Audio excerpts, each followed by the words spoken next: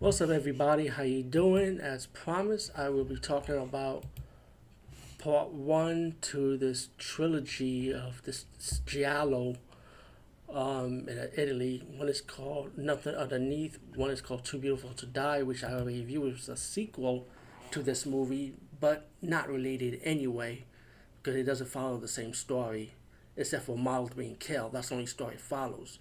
But none of the returning characters from the first movie or the second movie is like connected. You know what I'm saying? And there's a third movie which I know I'm gonna have a hard time finding called The Late Fashion Show from 2011. Try to complete this trilogy, but anyway, I started with the sequel because I felt like that one was much more better. And but then the first movie wasn't bad either. Especially you had an icon Donald Pleasant, which we know him for Halloween. You know, playing Dr. Loomis. And Nothing Underneath is this is the first part of the trilogy. It's about this park ranger in like Wyoming. He has a twin sister who's a popular model in Italy, and she hangs around the wrong crowd pretty much. And the brother had visions of her getting murdered by this killer who kills people with a scissor. Um, so the brother goes to Italy to find out where his sister at. He finds his sister is missing. He doesn't know if she's been murdered or not. And slowly, as the story builds up, with the help of Donald Pleasant's character, the commissioner, they're gonna try and find out who the killer is, if they can find the sister, if she's still alive or what. And he meets this beautiful model that he likes, and they had a little fun. Let's put it like that.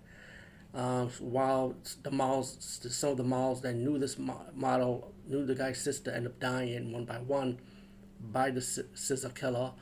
And later on, the story will build up with the like the manager of the agency. I presume, I think he's the manager of the agency. How they had this party and it got out of control, and the brother sister has something to do with that party also. I will not spoil it for you because it was tell you the whole story right away. There's a twist ending like most of these GI, like who the killer is. It's the least person you expected, and why the reason the killer is doing this. Nothing Underneath. I don't find myself enjoying this one, just like the second movie, which is called Too Beautiful to Die For, and I should definitely check it out. Like the second movie, it does have like the '80s. Since the movie was done in the '80s anyway, both of them, it has the '80s vibe with the rock, with the not with the rock or music video style in these how the models be modeling with the music and how it is. Really enjoyable though. You're gonna like it though. So if you're a fan of Giallo, you're a fan of '80s, you're a fan of Donald Pleasance, you get all that good stuff in one movie. Anyway, peace out and over and out.